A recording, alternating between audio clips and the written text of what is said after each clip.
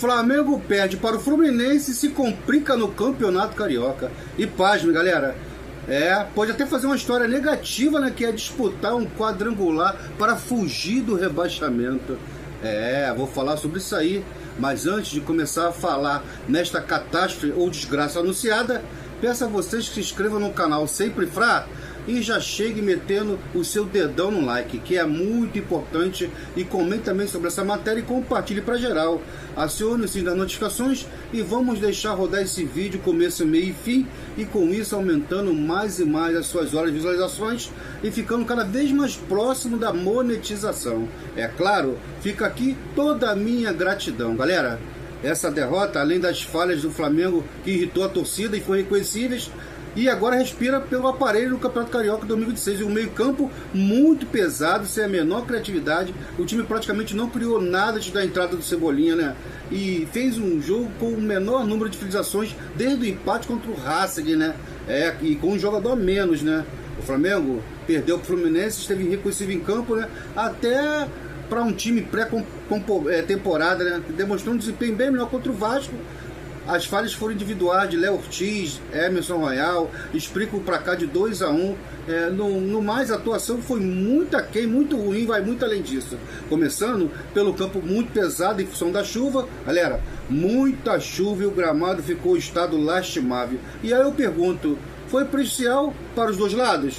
Óbvio, né? Mas quem tem o maior número de jogadores em piores condições físicas, sente mais, né? Mas isso aí é muito natural. E o Flamengo, que foi o último clube a se apresentar em 2026, né? Esteve longe do mesmo físico ali, vigor contra o Vasco, né? Do time titular, Alexandre, Ortiz e Alan estavam com perna pesada, com aquele gramado encharcado, né?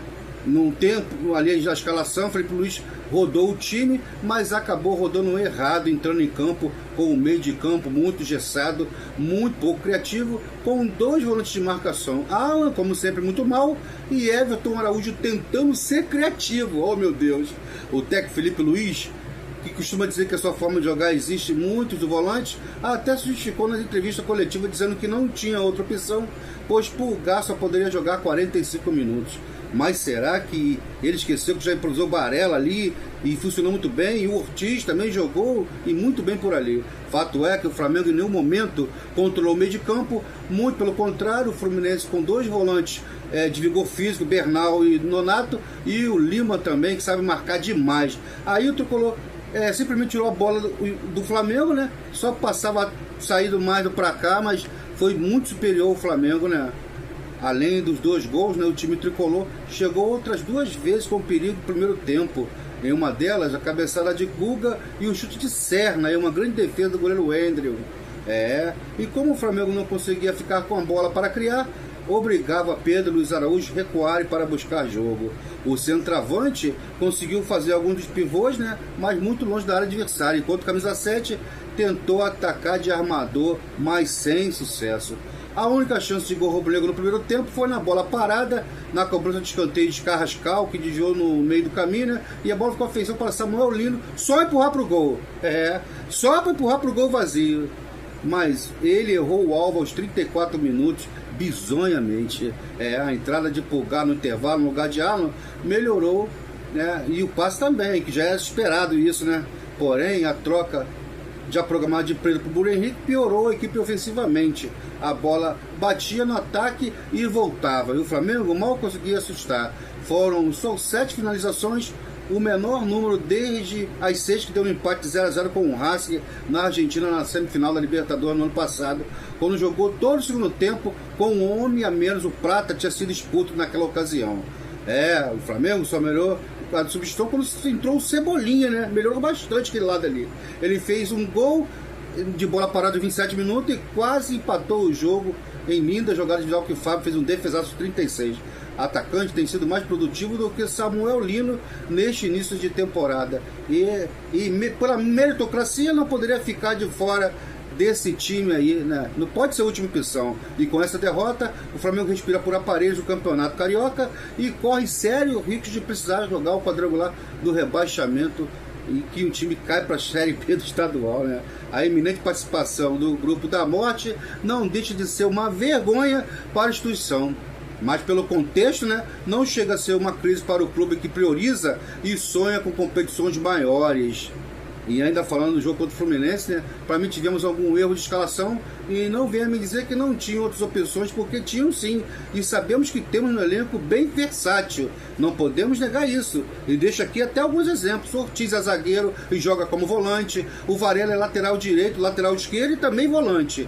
Até o Vitão é zagueiro pelo lado direito e pelo lado esquerdo. Léo Pereira é zagueiro e lateral esquerdo. Até o ex-sub-20 Daniel Salles, lateral direito de ofício e vem jogando pela esquerda. Bruno Henrique e Prata, que jogam pelos lados, fazem também papel de centroavante. Por aí vai. Agora, dizer que não tem formação melhor do que Alan e Everton Araújo e até Alexandro. O Alexandre em campo pesadíssimo. Ele que está sempre com problema de contusão e pela idade que ele tem, achei desnecessário essas 3 escalações. Agora não adianta reclamar, né? Agora a Inês e a Mota ficou bem claro que o planejamento não deu certo. O Sub-20 não rendeu, não tem culpa de nada. Só respeitar as ordens dadas pela direção, né? Agora, como sempre falo, o nosso Sub-20 é muito bom. Um dos melhores do mundo. Só que na sua categoria, né? Nas outras vezes anteriores foi colocado times alternativos e mesclados e desta vez ficou tudo por conta do nosso Sub-20. E infelizmente não deu certo e continuou a não dar. Até porque em 2025 também começamos muito mal. Volto a dizer, vamos ter que dar a volta por cima e dependemos de sorte para termos chance no Carioca. E se não der, vamos para o quadrangular e acabar logo com isso nos 2 primeiros jogos. Para mim, né? E ano de Copa do Mundo ficaria por conta de cada federação a fazer o seu estadual ou não, sem nenhum prejuízo aos que não optarem a fazer. Galera, é o tal do combinado não sai caro. Bom, eles que entraram nessa aí, eles que terão que sair. Fecha a conta sobre o Fla-Flu, perdemos mais uma vez. O Fluminense foi melhor distribuidamente em campo, né? Iremos até melhor escalado o Fluminense foi. Mas se foi, né? Quarta-feira tem a estreia do Campeonato Brasileiro diante da equipe do São Paulo, no estádio do Morumbi, às 21h30. E joga domingo também, dia 1º de fevereiro, estaremos jogando em Brasília contra a equipe do Corinthians pela final da Supercopa. O jogo será às 16 horas e o Flamengo pode ser tetracampeão. E para terminar, fecharemos a chave de grupos, né, do Campeonato Carioca no dia 7 de fevereiro, às 21h no Maracanã, contra a equipe do Sampaio Corrêa. Galera, vou ficando por aqui e preciso muito do seu like. Mete esse dedão no like e ajude o canal Sempre Fla. Comente aqui no vídeo, deixe sua opinião que é muito valiosa. Compartilhe para geral. Grato por sua atenção, audiência e carinho. Deixa aqui um beijo enorme no coração de vocês. E lembrando que isso aqui é Sempre Fla. Valeu!